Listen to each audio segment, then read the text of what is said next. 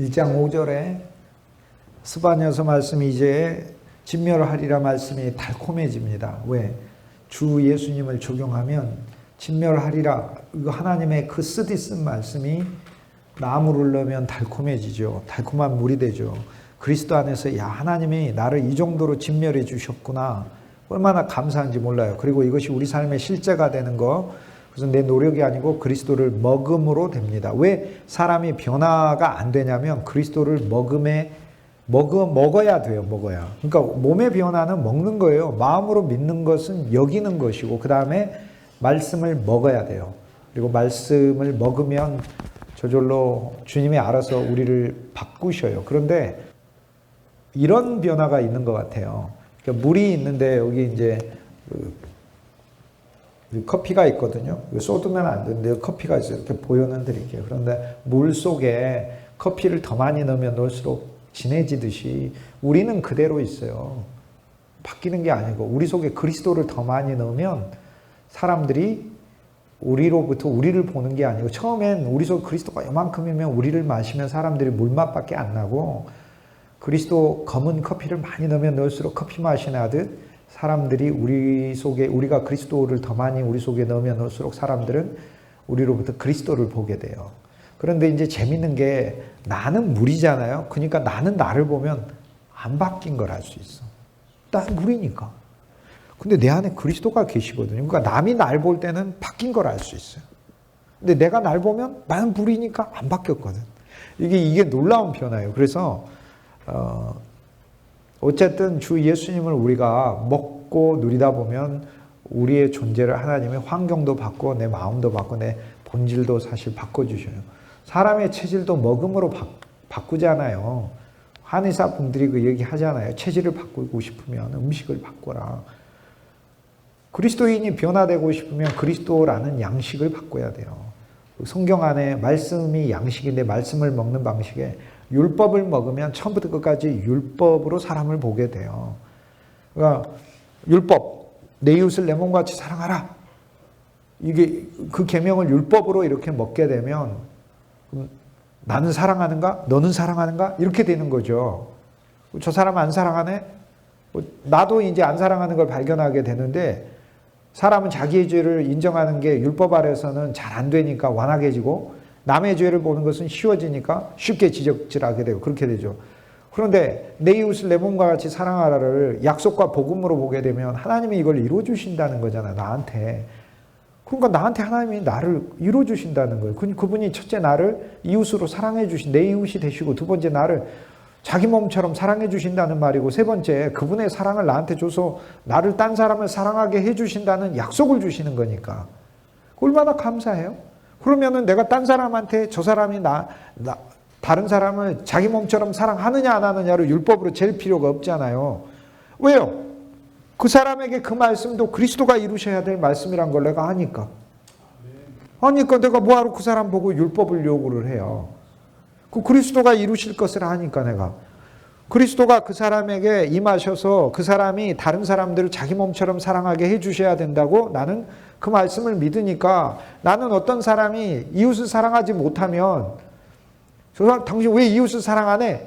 이렇게 율법으로 말을 하는 거를 이제 중지하기 시작했다, 그겁니다. 물론 말을 하는 경우가 있어요. 어떨 때 하냐 하면 사랑하라고 말을 하는 게 아니라 사랑 못하는 자신을 발견하여 하나님께 회개하라고 말을 하는 것이지, 그 말씀을 깨달아서 네가 한번 진짜 사랑하는 사람이 되보라고 얘기하는 것은 아닙니다.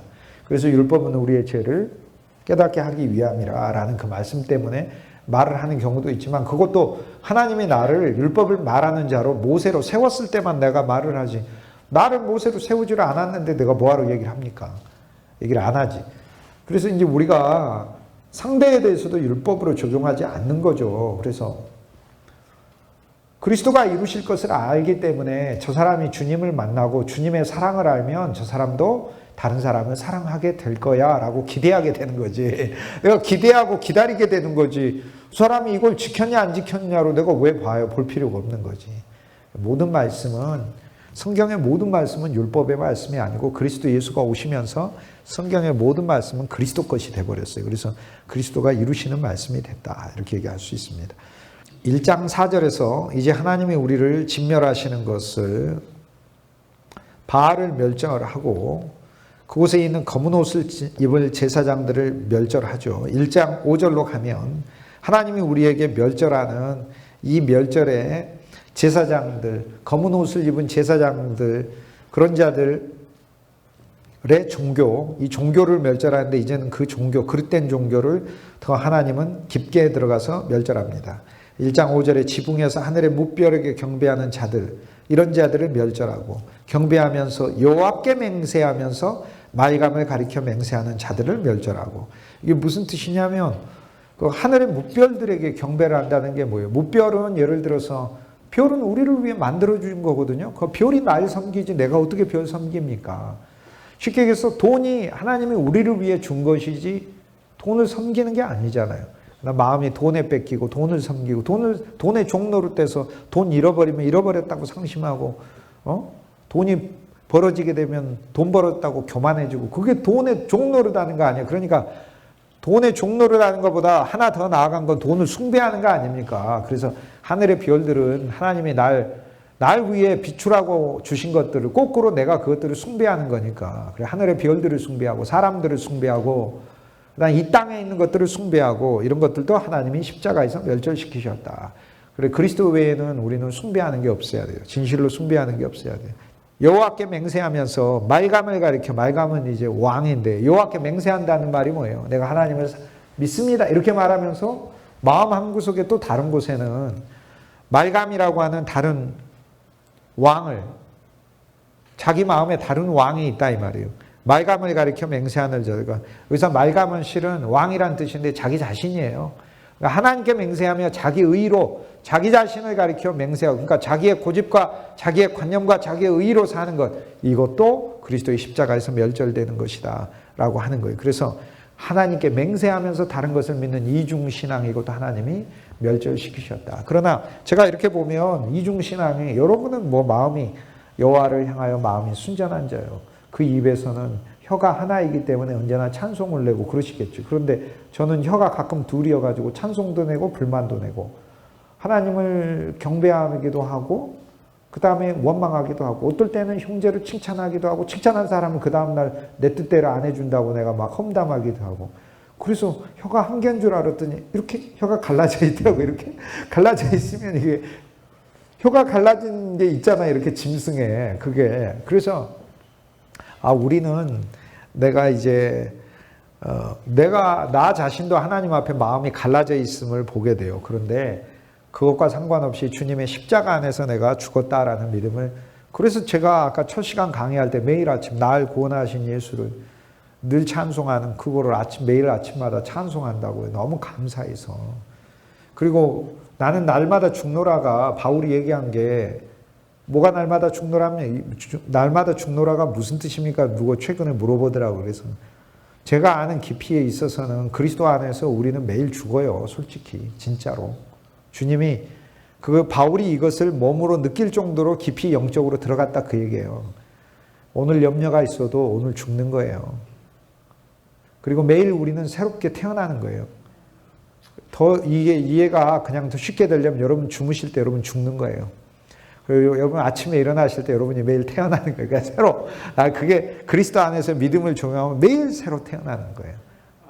이게 너무 감사한 거예요. 그래서 영적으로 그리스도 안에서 우리는 매일 죽고 매일 태어나고, 그렇기 때문에 어쨌든 주님 안에서 내 안에 있는 어떤 요소들이 아직 그리스도를 신뢰하면서도 세상을 의지하는 연약한 부분이 있지만, 이런 것도 주님이 십자가에서 멸절하리라 했으니까 십자가에서 멸절하셨음을 믿고, 그럼 십자가의 역사는 언제 일어나요? 예수님이 알아서 일으키세요. 그리고 이제 영원 차원에 대한 이야기를 제가 지난번 강의 때 많이 했는데, 영원 차원에서는 이미 이루어져 있어요. 영원 차원에서 우린 시간을 사니까 나의 이만큼밖에 못 보지만 이 다음 시간 우리가 좀 있으면 휴식할 건데, 그 휴식 시간에 나조차도 이미 함께 있는 거예요. 지금 그 다음에 나도 함께 있고, 이미 죽어서 하나님의 품 안에 있는 나도 함께 있는 거예요. 그래서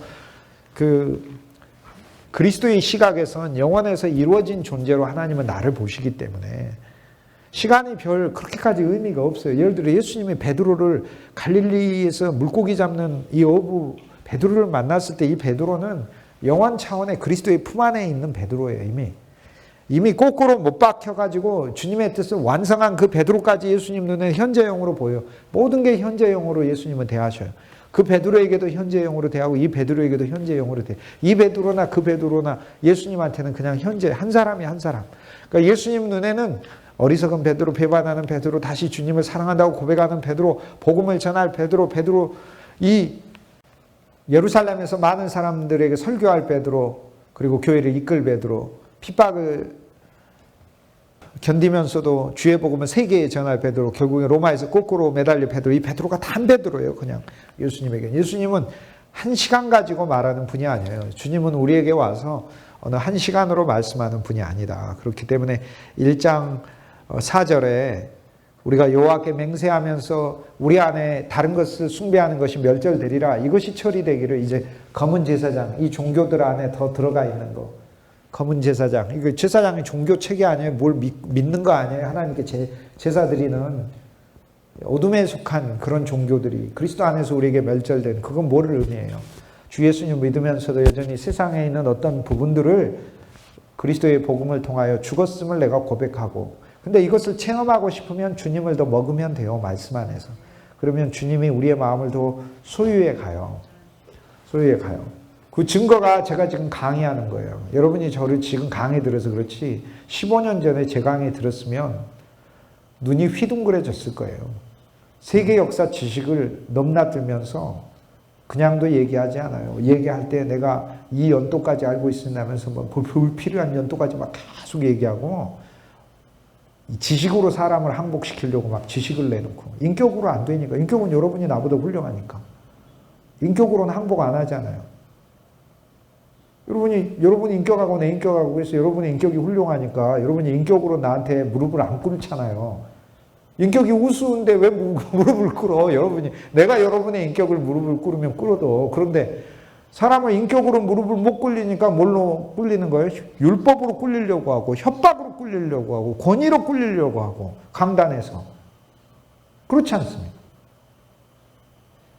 저는 뭘로 꿇리려고 했겠어요? 주식으로 막 당신들이 더 잘 알아? 뭐 이러면서 막 이렇게. 근데 제가 생각해도 얼마나 웃으면 이렇게 웃겠어요. 그런데 그러나 이제 주님의 빛을 보고 난 다음부터는 아이고 다 그리스도구나 이걸 안 다음부터는 내가 그리스도를 말해야지 한다고 그리스도가 말해집니까? 인간의 본성이라는 게 저절로 숨어서 드러나게 돼 있는 게 본성인데, 돈 좋아하는 사람은요 대화하면은 못 감춰요. 잠시만 있다가 조금 있으면 돈 얘기하게 돼 있어요. 자식 자랑하는 사람은 못 감춰요. 조금만 있으면은 자식 얘기하면서 막 자식 자랑하게 돼 있어요. 그러니까 못 감춰요. 막 운동 좋아하는 사람, 축구 좋아하는 사람, 막 골프 좋아하고 이런 사람들은 대화하면 못 감춰요. 좀 있으면 막 골프 얘기 막 하게 돼 있어요. 저절로 나오게 돼 있어요. 근데 그리스도를 말하고 싶어서 말하는 거 아니에요, 저. 몰라요. 저도 왜 나오는지. 그냥 계속 나오는 거예요, 그냥. 예수님이. 이게 이제 제게 일어난 변화예요, 그냥. 우리에게 일어난 변화인데, 저는 제게 일어난 변화로 여러분에게 그렇게 말씀드리는 거예요. 사탄이 절반 가져가고, 우리가 절반 가져가고 그러면 사탄이 다 가져가요. 사탄하고 우리가 하고 있으면. 우리가 항상 절반 가지고 있다 하더라도 사탄은 다 뺏어가요. 그런데 사탄이 절반 가지고 가고 예수님이 절반 가지고 있죠. 그러면 어떻게 될까요? 예수님이 다 뺏어오세요. 그게 예수님의 놀라운 역사예요. 그러니까 저는 아직도 아간처럼 감춰둔 게 있어요. 하지만 나는 하나님께 감사해요. 왜냐하면 여호수아가 우림과 둠밈을 가지고, 여호수아가 예수 아니에요? 예수께서 우림과 둠밈이라는 비밀의 진리, 스바냐 같은 비밀의 진리를 가지고 나를 더 꿰뚫으셔서 결국에는 아간과 아간에 속한 모든 것을 진멸하리라. 그리스도 안에서 나를 더 꿰뚫으실 말씀의 칼로 더 찔러서 죽일 그리스도를 기대하기 때문에 지금 뭐 알아서 주님이 발각하시겠지 뭐. 그때까지는 기다리고 있는 거죠 뭐 이렇게. 그래서 생명의 주 예수님이 오셔서, 주 예수님은요 조금만 가져도 다 가져가셔요. 그게 예수님이 하신 말씀이 뭐냐면 누룩의 비유예요. 누룩 떡반죽 그릇 요만큼 있는데 확 퍼져요. 나쁜 것도 확 퍼지는데 아니 주님이 나쁜 것보다 힘없으시겠어요? 얼마나 감사해요. 그러니까 우리 안에 믿음이 이렇게 와 있어도 너무 감사해요. 주님이 왜 겨자씨 비유로 얘기했다고. 겨자씨 작은 것인데 좀 있으면 확 커진다 그 말이에요. 그러니까 너희 안에 너희가 나를 기대하고 조금만 있어봐라. 내가 너 다 정복해버린다. 그런 얘기예요. 비유를. 예수님 얘기하는 건 너희가 점진적으로 잘한다고만 생각하지. 맞아. 씨 뿌리는 비유. 자라. 그리고 낮에 이렇게 봐도 안 자라는 것 같은데 밤에 들어가 잠자라. 안식해라. 다음날 나와봤더니 자라 있는 거잖아요. 그게 주 예수의 생명이에요. 그런데 너 그런 것만 있는 줄 알지? 겨자씨 비유로 얘기하면 확 자란다. 확 자라. 이렇게 얘기하죠. 어느 날은 확 자라요. 그래서 주님 안에서 이제 우리의 5절로 오면서 우리 안에 그리스도 아닌 것을 좋아하는 어떤 것, 하나님을 믿으면서도 여전히 있는 부분을 주님이 그리스도 안에서 멸절시키셨다. 이 복음을 우리에게 주셨다. 이걸 누리고 1장 6절에 여호와를 배반하고 따르지 아니한 자들과 여호와를 찾지도 아니하고 구하지도 아니한 자들을 멸절하리라. 그리고는 여기에서 하나님이 무엇을 얘기해요? 여호와를 배반하고 따르지 아니한 자들이죠. 우리 옛사람이죠. 배반했죠. 그런 것도 하나님이 멸절했으니까 이제 십자가에서 멸절했고 부활에서 뭐만 남아있어요? 여호와를 배반하는 게 남아있는 게 아니고 나는 주의 귀한 어린 양 주님만 따라다니는 것만 남아있는 거예요. 그러니까 얼마나 감사해요. 난 스바냐서 1장 6절 읽을 때마다 할렐루야가 저절로 나가요. 여호와를 배반하고 따르지 아니한 자 그 자를 멸절하셨대요. 난데 나 옛사람인데 그러면 부활 안에서 나는 뭐만 남아있는 거예요? 주 예수가 좋아가지고 평생 따라갈 운명을 아는 어떤 영혼만 내게 남아있는 거죠. 그러니 얼마나 감사해요. 그러니까 우리의 운명은 1장 6절 말씀에 의하자면 이제 여호와를 배반하고 따르지 아니하는 영이 있는 게 아니라 주 예수 그리스도를 좋아하여 주 예수 그리스도만 따라가려고 하는 영이 우리 본질 속에 남아있다라고 그리스도 안에서 이 일이 우리에게 이루어져 있습니다라고 이렇게 선포해줘야 하는 것이죠. 이 말씀을 통해. 이제 스바냐서에서 어떻게 그리스도를 읽어내고 그리스도가 어떻게 적용되고 그리스도를 통해 우리에게 무슨 선물이 왔고 이것을 성도에게 우리가 어떻게 전해야 되는지 이제 조금씩 6절 말씀 열릴 거예요. 고린도후서 3장에 보면은 저희가 구약을 읽을 때 아직 깨닫지 못하는 것은 저희가 구약을 읽을 때 구약의 말씀이 수건으로 덮여 있음이라 이렇게 해요. 수건으로 예를 들어 덮여 있으면 이게 보입니까? 여러분이 지금 이렇게 있으니까 보이지. 여기 수건이 있잖아요. 제가 이걸 덮어놓으면 여러분이 이게 지금 봐서 아는 거지. 이렇게 덮어놓으면 이게 뭔지 압니까? 그리고 구약의 말씀이 이렇게 덮여 있어서 구약의 말씀 어떻게 읽는 거예요? 이렇게 만져보고 컵 같은데 이렇게 이것도 컵 같은데 이렇게 이건 조금 쿠션이 있는 거 보니까 종이 같은데 이렇게 이렇게 하는 게 아니고 그 답답하잖아요. 답답하니까 이제 바울 선생님이 이렇게 설교할 때 주일학교 학생 물어보듯이 딱 물어보는 거예요. 저는 물어봤을 것 같아요. 그렇게만 꼭 알아야 됩니까? 그랬더니 수건을 걷어내면 안 됩니까? 그렇지. 수건을 걷어내야 되지. 이렇게 얘기하는 거예요. 그럼 제가 또 질문할 거 아니에요. 수건을 어떻게 해야 걷어냅니까? 이랬더니 3장 16절에 그리스도께 주께로 돌아가면 수건이 걷어지리라. 그리스도께 가면 된다는 거예요. 모든 말씀을 그리스도께 가면 수건이 걷어지리라. 그래서 스바야를 읽을 때도 그리스도께 가면 수건이 걷어지고 모든 성경을 읽을 때 그리스도께만 데리고 가, 그리스도께만 그 말씀을 가지고 가면 수건이 걷어지는 거죠. 1장 6절에 여호와를 배반하고 따르지 아니한 그의 나의 옛 본성이 그리스도 안에서 멸절당해 이제 십자가 안에서 너무 감사한 거예요. 우리는 그리스도 안에서 새로운 생명을 얻었고 주님을 배반하고 따르지 아니하는 자가 아니라 이제 주 예수가 좋아서 가요. 그리고는 근데 이제 여기서 질문, 제가 또 이제 갑자기 궁금해서 주님께 질문을 했어요. 질문을 했어요. 그 질문이 뭐냐면 제가 이렇게 질문했어요. 주님, 우리가 주님을 배반하면 그럼 어떻게 됩니까? 여기서 배반하는 존재가 죽었다고 했는데 그럼 부활인 제가 배반했다고 해보죠. 우리가 배반하면 어떻게 됩니까? 이렇게 했더니 주님이 찬송가 하나를 가르쳐 주셨어요. 새 찬송가 290장인데 그 찬송가 이렇게 돼 있어요. 이제 불러드릴게요. 우리는 주님을 늘 배반하나. 여기 나와 있잖아요. 늘 배반한다고. 늘 배반한다고 나와 있잖아요. 이게 이제 복음 안에서 일어난 놀라운 일이에요. 구약은 뭐예요? 율법 안에서 배반했냐? 멸절. 그러니 그리스도의 십자가에서 배반당해. 배반한 우리가 죽었어요. 그런데 부활이거든요. 이제 부활 안에 있어. 주님 안에 있어. 주님 안에 있는데 또 배반을 한다 이 말이에요. 배반하면 어떻게 해요?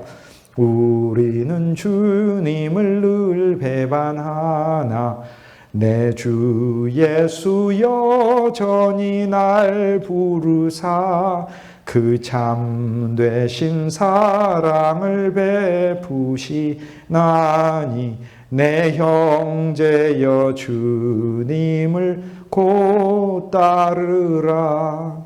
얼마나 감사해요. 주 예수 여전히 날 부르사. 이게 새 언약 안에서 일어난 일이에요. 얼마나 감사해요. 그러므로 우리의 신앙이 때로 환란이 와서 무너져서 주님을 배반해도 그래도 주님이 와서 날 불러주신대잖아요. 야 빨리 와 이러고 부르신대잖아요. 야 이 자식아 너 말이야 너 그럴 수 있어? 이렇게 이게 아니고 빨리 와 그렇게 주님 빨리 와 이렇게. 얼마나 감사해. 주 널 위해 비네. 주님이 중보한다는 얘기에 우리 편에 와서 그러니까 예수님이 저기 하나님 아버지께 승천해가지고 야 내가 널 위해 죽고 너 내가 새로 살렸는데 나 또 배반해? 빨리 안 와? 이렇게 하는 게 아니라 중보 널 위해 비네. 이렇게 가까이 와서 우리의 입장에 대해서 하나님께 우리에게 얘기하는 거예요. 내가 이 영혼을 위해 죽었습니다. 내가 종이 돼서 종의 값으로 나의 모든 것으로 이 영혼을 샀습니다. 아버지요. 그의 피가 나에게 있습니다. 날 대신해서 하나님께 얘기한다고요. 기도한다고요. 그 아버지가 뭐라고 그러시겠어요? 아버지가 아들하고 한 뜻이시니까 아버지가 예수님이 그렇게 막 하니까 정색을 하고 얘기하시니 아버지가 왜 그렇게 정색을 하고 얘기를 하냐. 내가 뭐 걔를 뭐 멸한다고 했냐 어쩐다고 했냐. 너가 구원했고 너의 소유 아니잖냐. 아버지가 그렇게 얘기하시죠. 오히려 아버지가요. 하나님 아버지가 예수님께 서운해 하시죠. 왜 서운해 하시겠어요? 너 내가 사랑이잖냐.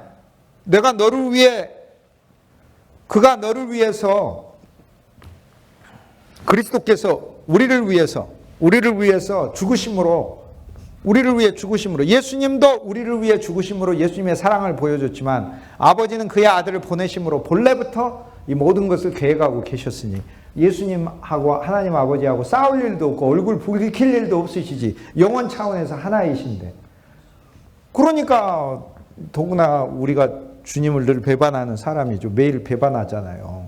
매일 배반하죠. 뭐 그럼 의심하고 불평하고 원망하고 하지만 그런 존재가 뭐가 신기합니까?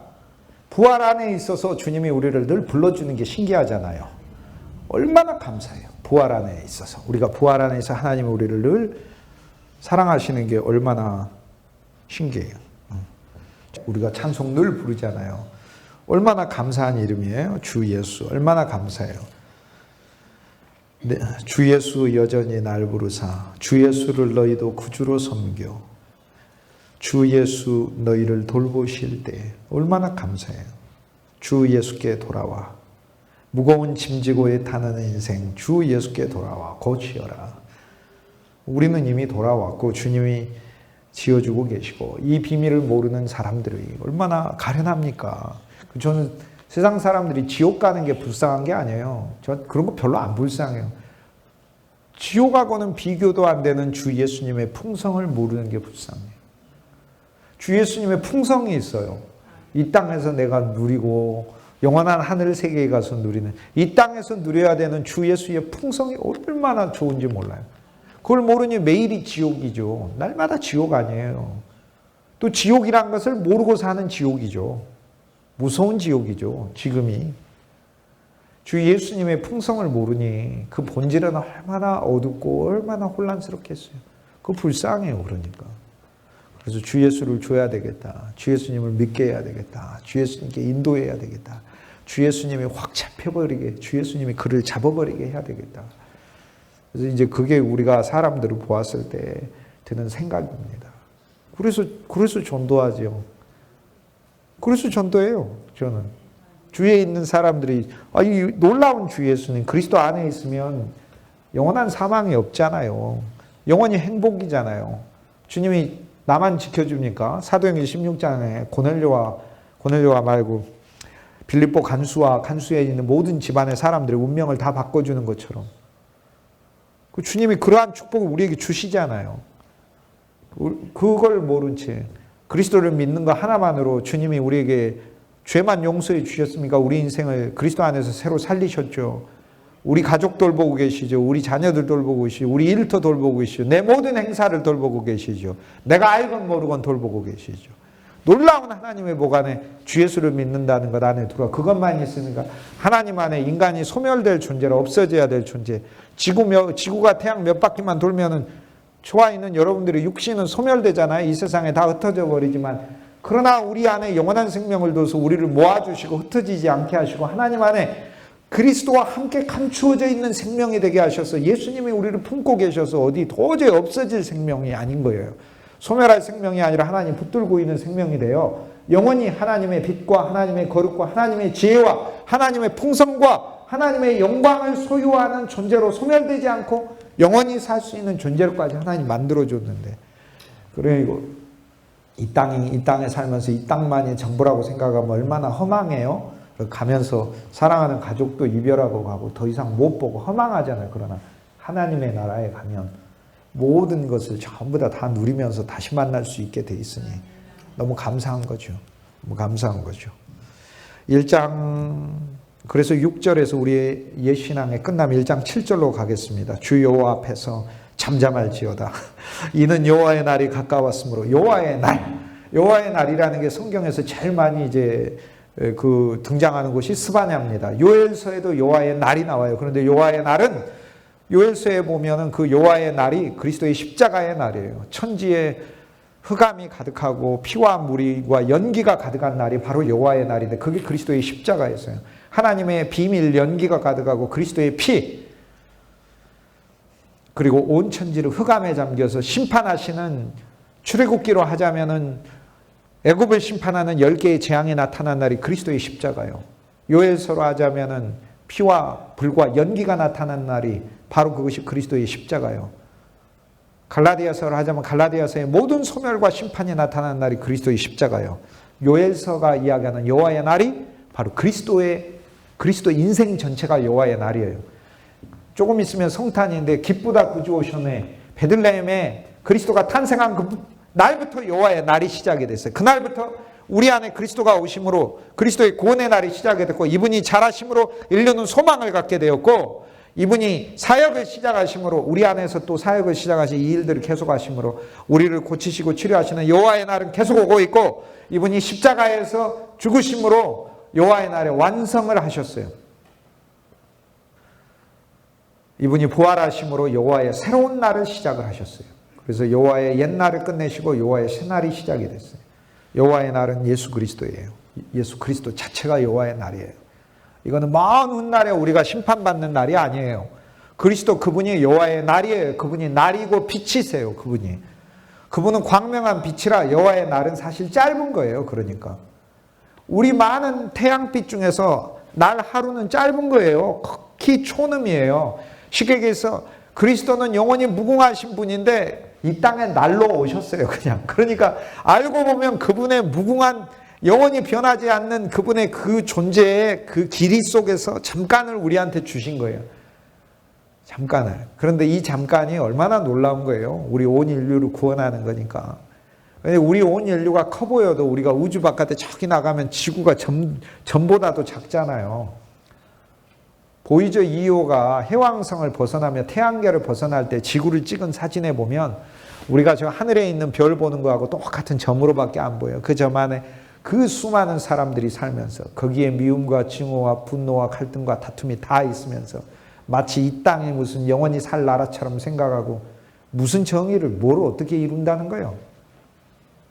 그리스도 예수가 정의고 그리스도 예수가 사랑이지. 그래서 어리석은 거죠.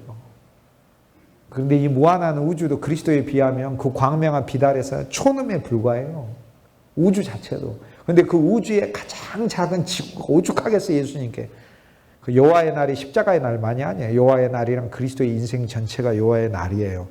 그러므로 우린 여호와의 날을 가졌어요. 여호와의 날 안에서 우리는 사실 다 우리 인생이 심판받은 거예요.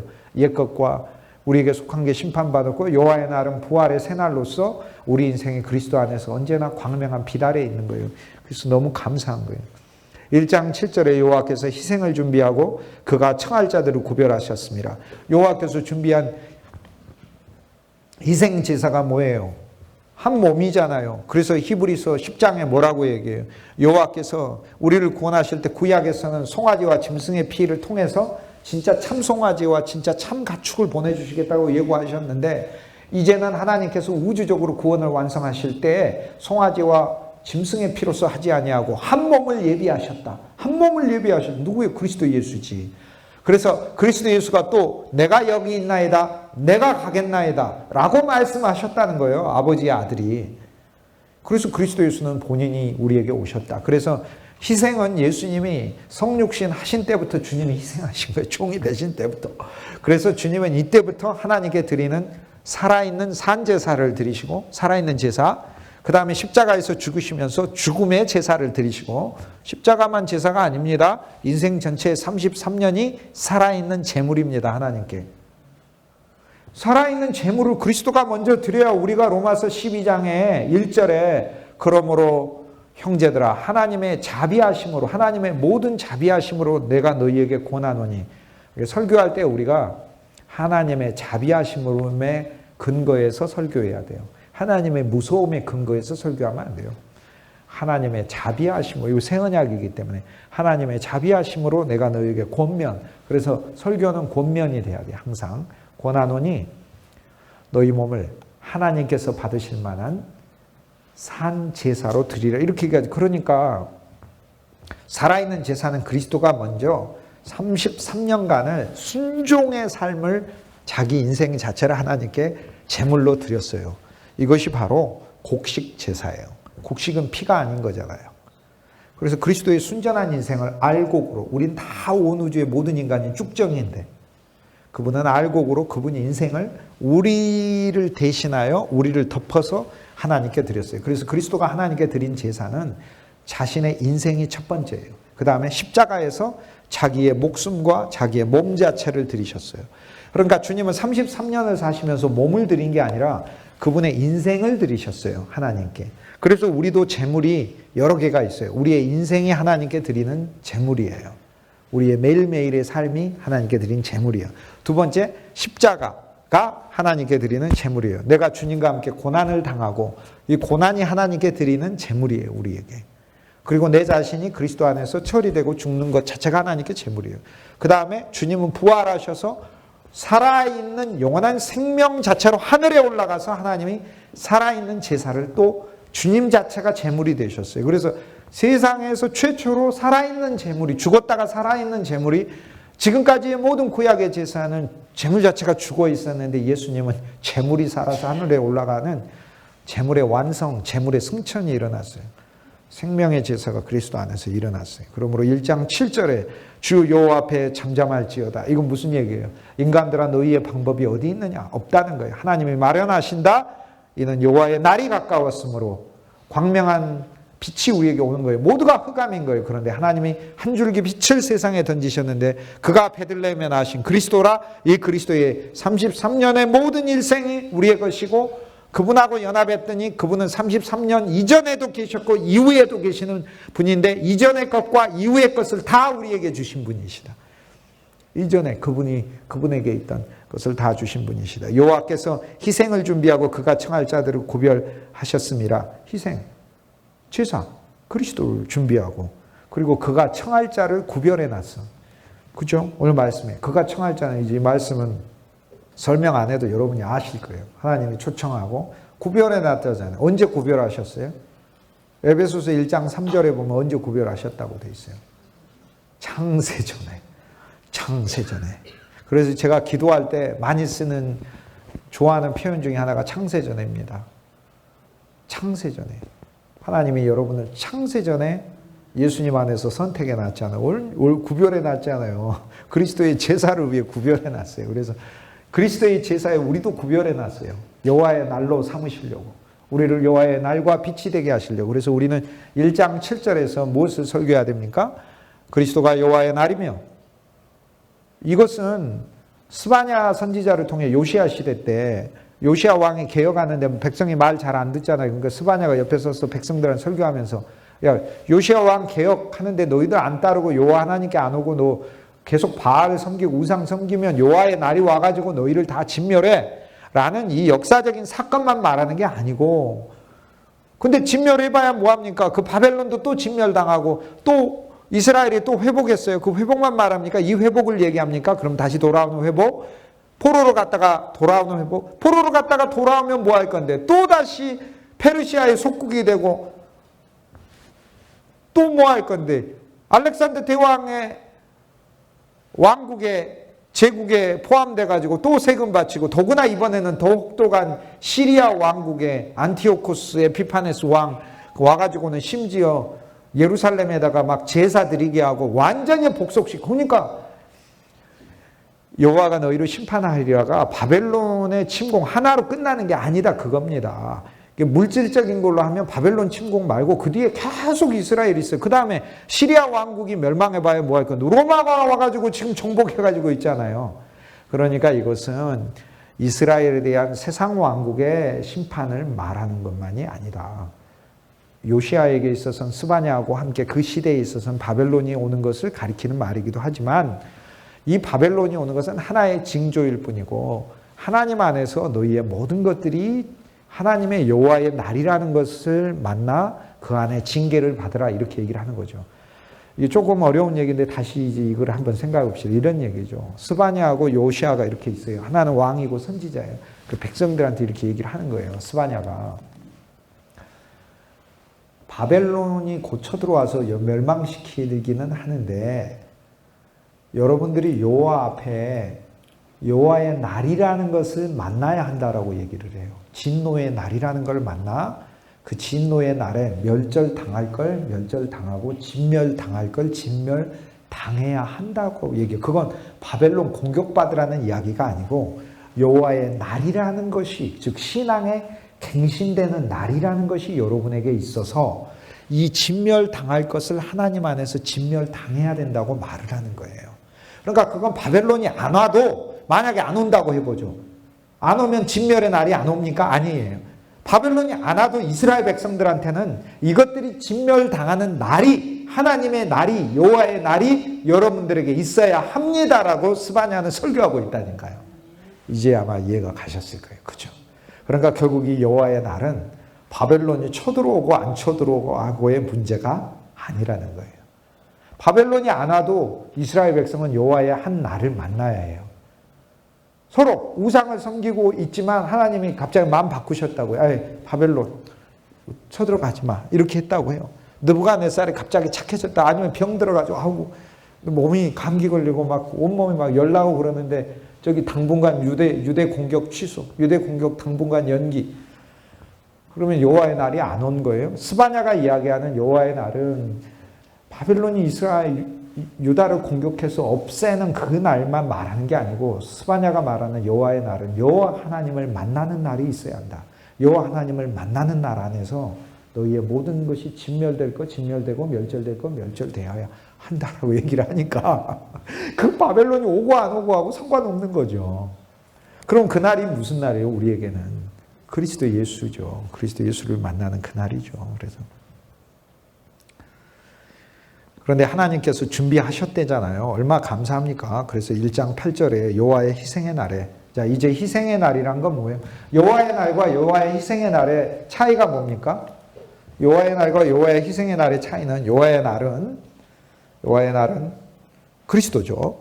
그런데 여호와의 희생의 날이라고 하나도 구분해 놓은 건 뭐예요? 그리스도의 모든 것이 우리를 위하여 하나님 앞에 드려지는 인생이라는 의미죠. 그죠? 그러니까 여호와의 날도 감사하죠. 왜? 광명한 빛 아래 우리를 넣으시는 날이고 우리의 모든 것을 끝내시는 날이니까, 예수 그리스도라는 분 자체가. 그런데 그러니까 주님이 지금은 낮이니 나와 함께 다니는 자는 어둠에 있지 아니하리라 이렇게 말씀하고 이건 여호와의 날을 만난 거예요.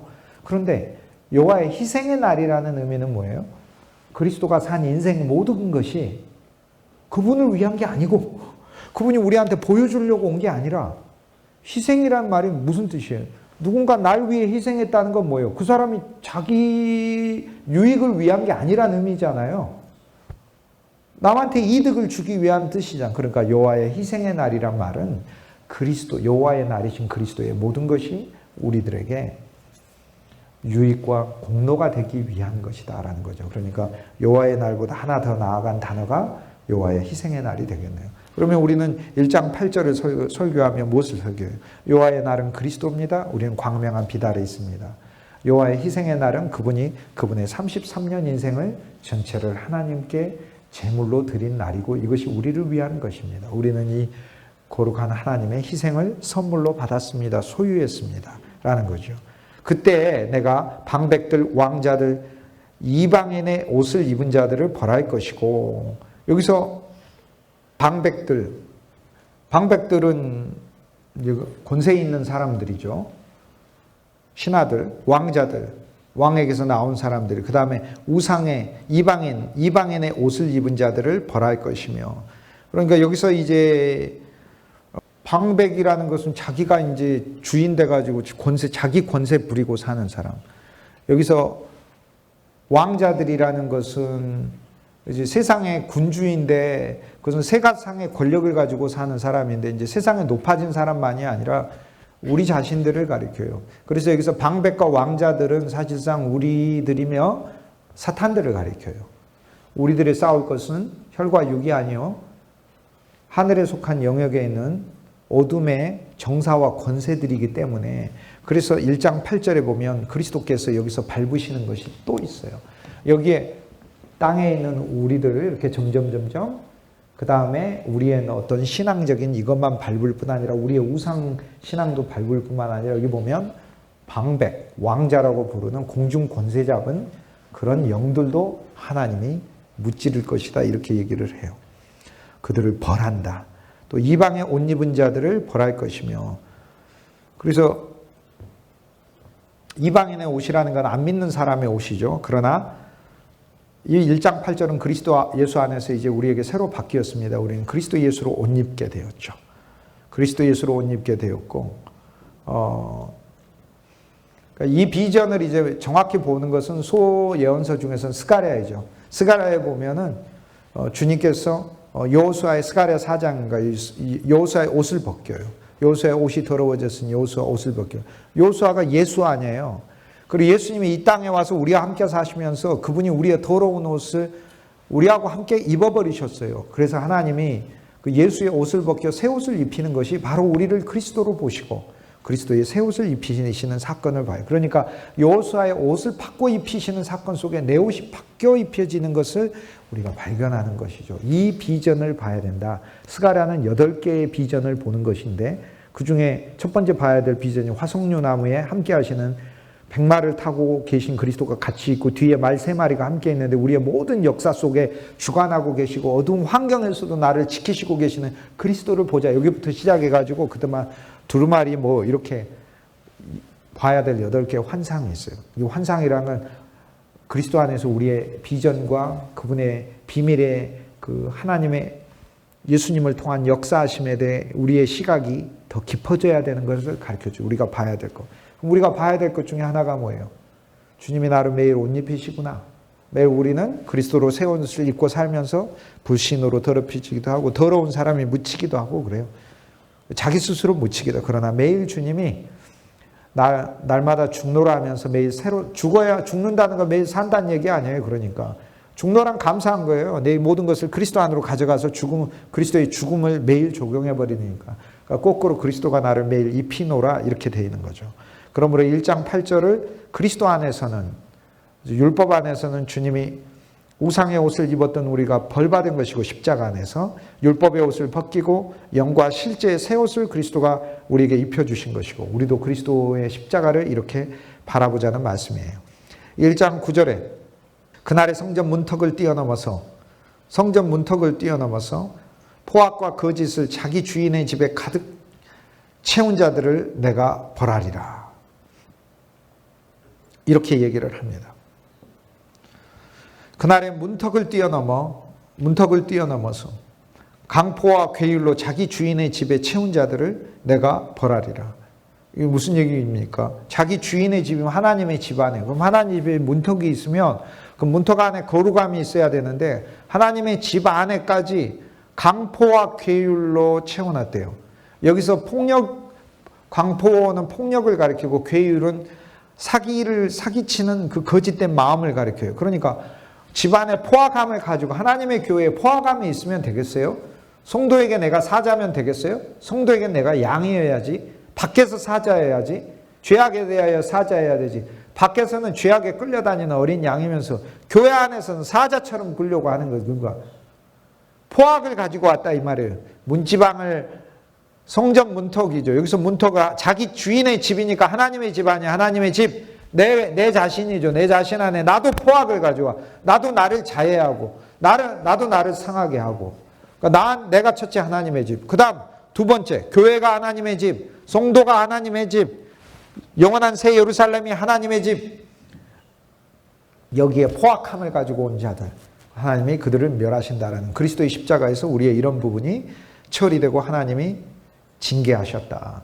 그러므로 주 예수의 생명을 우리 안에 가득하게 하여 주님의 순전함과 온순함, 온유함이 우리 안에 자라게 하신다. 1장 9절을 그리스도 안에서 반대로 말하면 그렇게 되는 거죠. 여호와의 날에 십자가 안에서는 포악과 거짓을 벌하고 하나님이 심판했어요. 그러므로 하나님 내 안에 포악함이 없게 해주십시오. 하나님 나는 온유하게 해주십시오. 온유한 자에게 하나님이 땅을 기업으로 주신다고 했으니 이 땅은 우리가 이 땅에서 누리는 그리스도잖아요. 그러니까 그리스도를 통한 이 땅에서의 분복들이에요. 그러니까 재물이 들어와도 그리스도를 통해 들어오는 재물, 우리가 명예가 들어와도 그리스도를 통해 들어오는 명예, 그 다음에 명예도 그리스도를 통해 그리스도에 의해 그리스도를 위해 사용되는 명예다. 권력이라 하더라도 그리스도를 통해 권력이 들어오고 그리스도께 사용되고 그리스도를 위하여 사용되는 권력이다. 그게 땅의 기업이라는 거예요. 그래서 주님 내 마음을 더 온유하게 해 주십시오. 베푸는 자에게 주님이 주는 자가 복이 있다고 했잖아요. 저는 왜 주냐면은 복 받으려고 줘요. 그리고 보통 주시는 게 아니라고 했잖아요. 후히 주시고 갚아서 주시고 차고 넘치도록 주신다고 했잖아요. 그리고 진짜로 막 주셔요. 주님이. 제가 그 말씀을 못 믿었을 때는 여러분하고 비교도 안 되게 제가 인색했어요. 저는 그러니까 예수님을 참 믿기에는 안 좋은 몸과 안 좋은 본성을 가지고 태어났는데 그런데 하나님이 날 구별했잖아요. 아까 구별해 놓으셨다고 했잖아요. 창세전에. 그리고 나한테 영원을 사모하는 영을 주시고 이 영이 주님이 없으면 안 되니까 주님을 찾게 하시고 그 다음에 주님이 나를 봤을 때는 불쌍하잖아요. 그리스도 없으면 불쌍하니까. 그래서 자기 주인의 집을 채운 자들을 내가 벌하리라. 1장 9절을 우리가 복음 안에서 받아들이면 이런 말씀이죠. 이제 주 예수 그리스도 우리 안에 먹고 마시고 누리기 시작하면 하나님은 우리 안에 성도들을 향하여 강포하고 포악한 마음을 하나님이 처리를 하시고 거짓, 그러니까 허탄하고 쓸데없는 것을 막 추구하고 자랑하는 것, 이것이 거짓이잖아요. 하나님의 괴율, 그런 것들을 그리스도께서 없애시고 우리 안에 실제를 채우실 것이다. 이것이 벌하신 것이다. 그리스도의 십자가에서 벌하신 것이다. 이 말씀과 이렇게 괴를 같이 하는 이 말씀을 바울이 읽으면서 뭐라고 얘기를 하겠어요? 바울이 읽으면서 로마서 1장의 모든 죄악의 리스트를 하나님이 벌하셨다. 이걸 로마서 1장하고도 같고 갈라디아서로 하자면 5장 24절 말씀이죠. 내가 그리스도 예수의 십자가에 나의 정과 욕심을 못 박았느니라. 그렇잖아요. 못 박았느니라. 이미 주님이 그러니까 못 박았어요. 박았다고 믿으시면 돼요. 믿음으로 우리가 체험한다니까요. 믿지 않고는 박은 일이 일어날 수가 없어요. 그러니까 실은 박은 일은 믿음과는 상관없이 일어났는데 믿지 않고서는 박은 일이 체험될 수가 없어요. 제가 표현을 하자면. 그러니까 믿으셔야 돼요. 그러니까 어쨌든 그냥 정과 욕심을 그리스도의 십자가에 우리가 못 박은 게 아니에요. 주님이 못 박아 버렸어요. 그리고 매일매일 있을 때 그리스도의 십자가에 주님이 못 박아 버렸다는 사실을 아는 것이죠. 1장 9절 그래서 이 말씀은 우리가 이제 어느 정도로 이제 신앙이 더 정화돼야 되느냐? 하나님의 성전 안에 있는 존재로 정화돼야 된다. 나의 집안 문턱 안에서라고 했으니 하나님의 교회 안에서 우리의 습성들도 그리스도께서 처리하신 것을 1장 9절에 보여주고 있습니다.